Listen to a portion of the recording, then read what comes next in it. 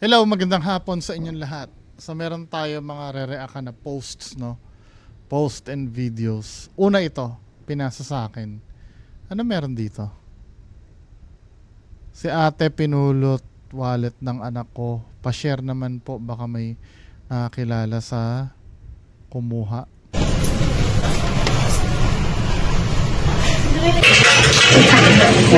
Ay, gagi! Andiyan pa kaya? Ay, May kasama ko pala siyang lalaging din. meron pa naman. Ito na yan.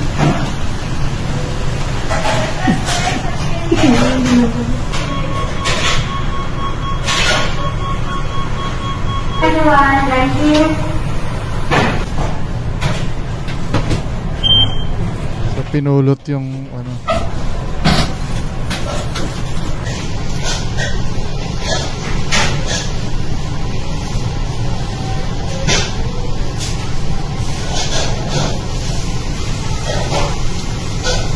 Obviously ano to, magnanakaw talaga. Nakikita niya na yung ano na may naghahanap na Oh. Hinahanap na yung wallet Ang mahirap diyan, no, actually kung ako'y may-ari ng wallet, ibibigay 3,000 yung laman, bigay mo na yung ID kasi ang mga importante diyan Di ba?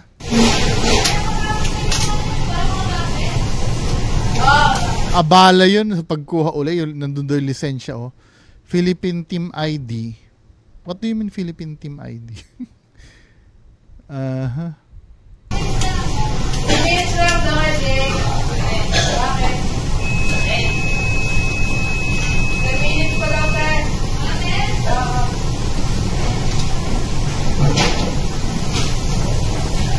Grabe naman to.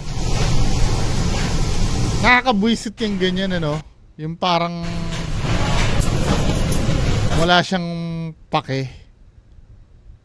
'Di ba? Kung sino nakakilala dito, no? Yung nakapulot nung wallet. Pag nanakaw yan, maliwanag. Okay lang sana kung pinulot niya. Medyo lesser evil, pero dapat sinurrender pa rin sa sa Jollibee 'Di ba? Para pag may naghanap, kayo po ba yung nawawala ng wallet? Asa na po yung patunay nyo na kayo? Tingnan mo yung ID. Pag tingnan mo ID, ikaw, sige. 'Di ba? Madali na yun pag sinurrender mo sa Jollibee yung wallet Pero ba naman mga tao, no?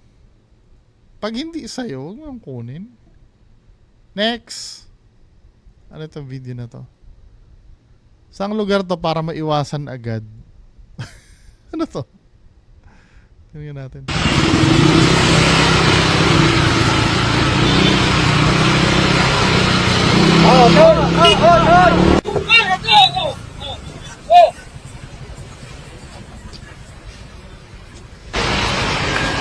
Anong violation ko, sir? Anong violation ko, sir? Ha? Anong violation Kita ko? pinapara. Pinapakita ko sa yung ticket. Wala Ha? ho. Ay, Ba't ako nyo hinahabol, sir? tinitignan mo kasi. Ito. Masama mo ba tumingin sa daan, sir? Para makita sa camera. Ayan, okay? Masama mo ba tumingin sa daan, sir? Tumitingin ako sa daan, sir. Nagdadrive ako. Huwag magpasikat kasi. Hindi ako nagpapasikat, sir. Tinitingnan ko lang kayo. Ang weirdo no? Tignan mo, wala naman. So, napadaan siya, tinitingnan niya yung ticket.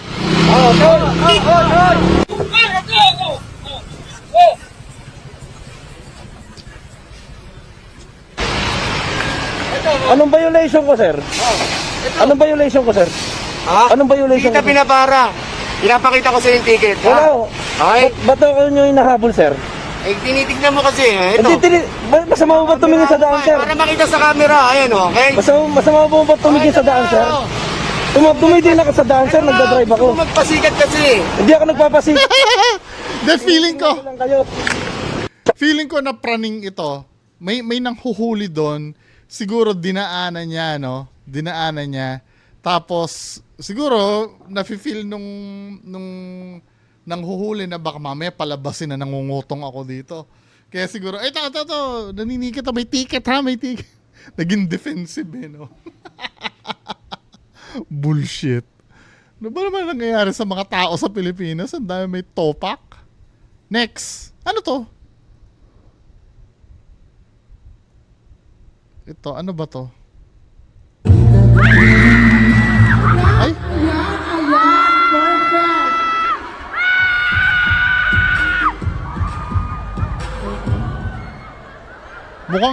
Mukhang na-offend siya, no?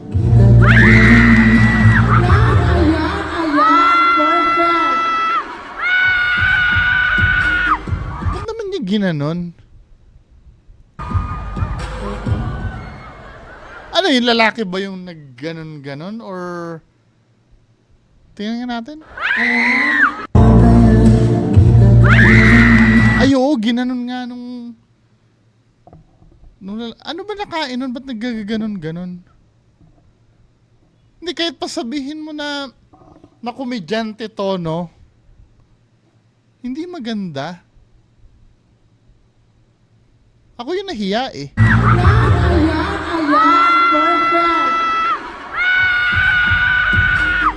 Halatang na-offend siya, no? Natigilan siya eh.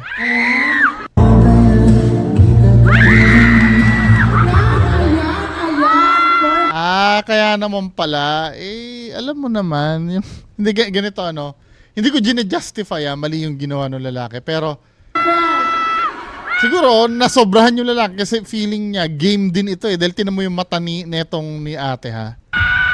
Tinan mo yung mata niya.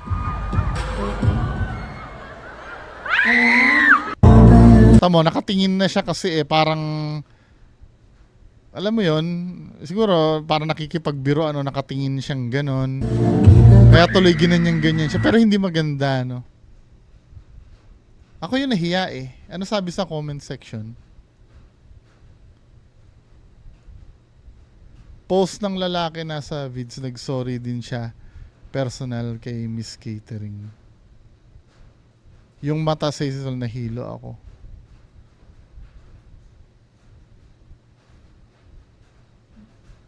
Kasi mukha naman nakikipagbiruan si Miss Catering ba yung name?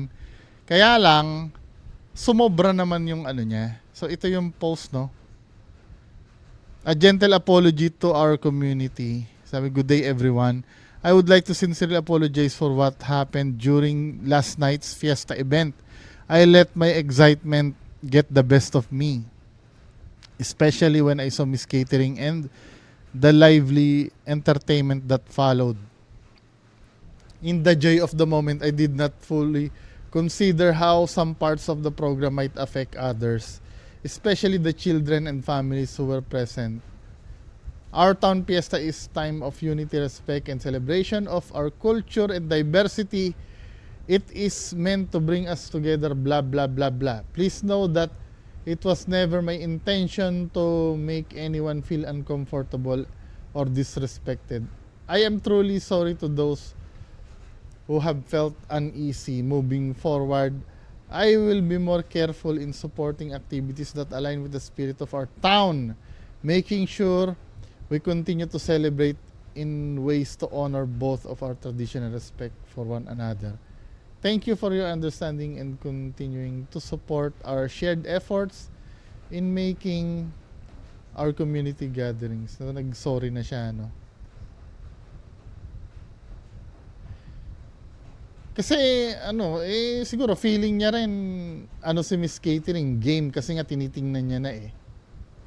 Nung time parang siguro feeling niya okay lang gawin 'yon. No?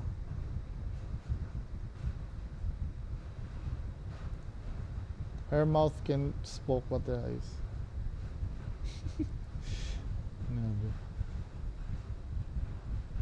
Pero parang game din siya dahil tinitingnan niya yung kwan ng lalaki, di ba? Kaya lang, hindi maganda nung ginanyan niya. Sobra masyadong OA kasi.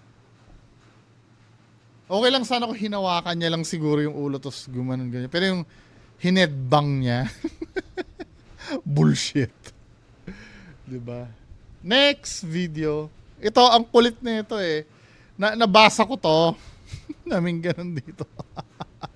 Ito ay si Dr. Kilimanguru. I don't know, code name niya ba yun or ano. Sabi ko, lumusong ka ba sa baha? Pumunta na agad sa pinakamalapit na barangay health center or government hospital para mabigyan ng gamot at maiwasan ang leptospirosis. Hindi kailangan magkasintomas bago pa maggamot. Pwede iwasan to. Ito yung doxycycline, di ba? Na iniinom para maiwasan ang leptospirosis. Kasi, di ba pag lumusong ka sa baha, tapos may sugat ka, pwede kasing, nanggagaling yan sa mga ihi ng daga eh. Ng daga, ng pusa. Di ba? Pagka napasukan yung sugat mo, may open wound ka, medyo deadly yun, leptospirosis. May mga namamatay doon, kaya ingat-ingat. Di ba? So, nag-post si Doc nito, lumusong ka ba sa baha? Pumunta na agad sa pinakamalapit na barangay health center or government hospital para mabigyan ng gamot at maiwasan ang leptospirosis. Hindi kailangan magkasimptomas bago pa maggamot. Pwede iwasan to. Sabi ganun nung nag-comment. Madaling sabihin pero sa situation ngayon, mahirap pumunta ng center sa dami ng baha ngayon. Privileged. Sabi ganun ni Doc. Paano naging privilege king ina neto? Ang privilege hindi nagbibigay ng ganitong impormasyon. Preventive measure ito.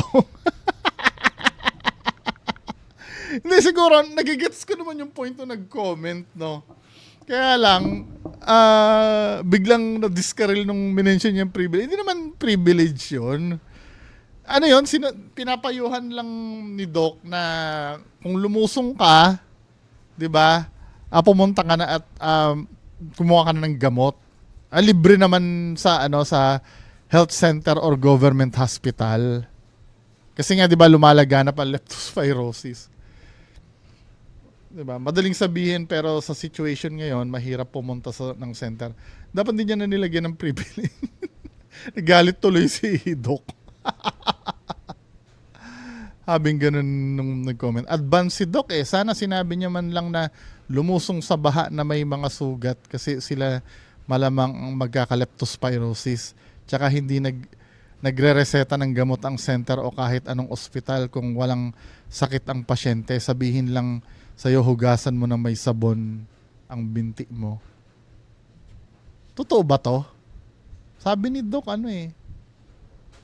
sa bagay parang totoo nga yan. Pupunta doon hugasan mo na lang. 'Di ba? Pero ang hindi, yung sa leptospirosis kasi hindi mo naman masasabi yan eh. Yung para sa may mga sugat lang ba? Malay mo, alam mo wala kang sugat pero may sugat ka pala. May open, let's say galing kang pedicure, no. May konting may sugat ka ng konti na hindi mo alam. Pwede kasi yun eh. Mas magandang sigurado na siguro. Yun ang ibig sabihin siguro ni Doc. Totoo naman to na pag may open wound ka. Pero alam mo ba na wala kang hindi ba kahit baka mamaya nakaapak ka ng matulis na bagay, natusok ka na hindi mo alam, then sumulong ka sa baha. Maganda na rin yung sigurado. Di ba? Or katulad sinabi nga, nagpa-pedicure ka na nasugatan ka ng konti. Na rin, mas magandang sigurado na. Parang yun, di ba, yung mga pusa, pagka kinalmot ka ng pusa, kahit kalmot lang, kasi di ba, ang rabies, nakuha yung pagka kinagat, kahit pusa, pag kinalmot ka, magpaano ka na rin, magpaturo ka na rin ng anterior para sigurado. Kasi, sabi na, di ba, yung kamay ng pusa, dinidilaan nila. Yun kasi yung doon yung pwedeng makarabis sa'yo eh. Bagamat maliit yung chance, maganda magpaturo ka na, para walang pagsisisi. Di ba? Yung maliit na chance na yun na magkaroon ka, iwasan na. Di ba? Para hindi natin pagsisihan bandang huli. Tapos ito,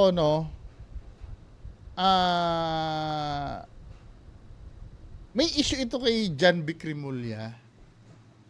Yung pagpo-post niya ng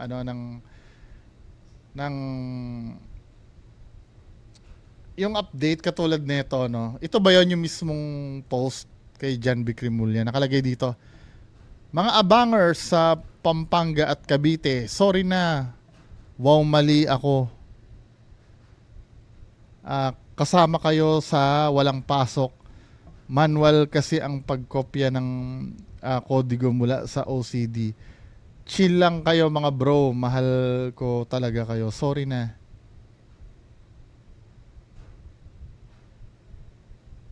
May masama ba doon sa pinost niya? Mga abangers sa Pampanga at Cavite, sorry na. Wow, mali ako. Kasama kayo sa walang pasok. May mga dito, may nag-comment diyan eh. Na kasi pati si Jake Ejercito. Siguro yung the way siya magsalita, no? Ako personally, kung ako, wala naman ako nakikitang mali dito. Kaya lang, syempre, dahil ikaw ay taga DILG, ina-expect siguro ng tao sa'yo na maging professional ka. 'Di ba? Pero kung ako lang wala namang mali eh. Pero yung doon sa mga hindi natuwa, so kung akong tatanungin nyo, para sa akin, ako kaya ko naman tanggapin to. wala naman ako nakikitang mali. Kaya lang, syempre, dahil dahil tauhan ka ng gobyerno, may pagka professional dapat ang dating. Now, kung walang sisita dito, I don't mind. Wala namang problema sa akin to. Kung wala namang sisita. Pero dahil may sumita, okay, naintindihan ko din naman kung ba't may sisita sa kanya. 'Di ba? Pero sa akin wala naman. Okay lang. 'Di ba? Yan, oh. Sabi ni Remulla, pasensya na, gusto ko lang pasayahin ang mensahe. Pasayahin ang mensahe. Hindi kasi ganito sir eh. Siguro yung ibang hindi natuwa sa sinasabi mo ay siguro matindi ang pinagdadaanan, ano. Kaya nga nauuso ngayon yung mga pahayag na dapat napapanahon eh. 'Di ba? Na napapanahon dapat eh. Pero wala eh. Wala, eh, hindi naman natin mapiplease lahat ng tao eh. Pero ako sir, okay lang sa akin. Kung ako lang ha. Pero kung may sisita, naiintindihan ko din naman sila. Interior and Local Government Secretary John B. Cremulya apologize for the humorous tone of the DILG's class and work suspension announcement amid bad weather. Ginawa ko lang magaan para di puro negative vibes, he explained in an interview with Unang Balita. Remulla clarified that his posts were meant to ease tension, not belittle the public struggles. Pabiro talaga ako.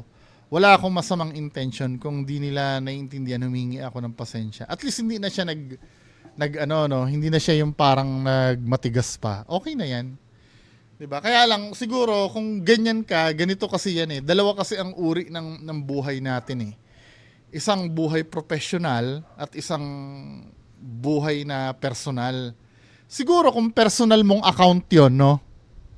Ganun ang mga tono mo, okay lang, personal mong account 'yun eh. Kaya lang account 'yun ng DILG, tama ba ako? Or account mo bilang tagapaglingkod ng bayan? 'Di ba? Kaya may karapatan din naman yung tao na mag-criticize. Pero kung personal account mo 'yon at ang kinakausap mo lang ay mga kaibigan mo or mga 'di ba? Okay lang siguro. Pero inuulit ko, personally, kung ito ay pinalampas, wala naman sa aking wala naman sa aking kaso. Kaya lang hindi lang ako ang tao sa Pilipinas, 'di ba? Yan, tuloy nasita ka ngayon ng kaaway mo, si Sara Duterte, 'di ba? They have to be professional. Eh si Tatay Digong, 'di ba, ganyan din naman? 'Di ba? Ginagangster na naman tayo ni BP Sara eh. Okay, okay. May isa pa bang post?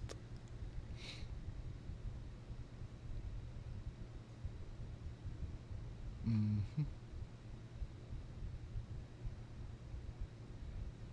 Wala na. Dalaid baka dito sa isang browser ko. Wala na nga. So, yan lang po muna ang pag-uusapan natin ngayong hapon. Magandang hapon sa inyong lahat. Bye-bye.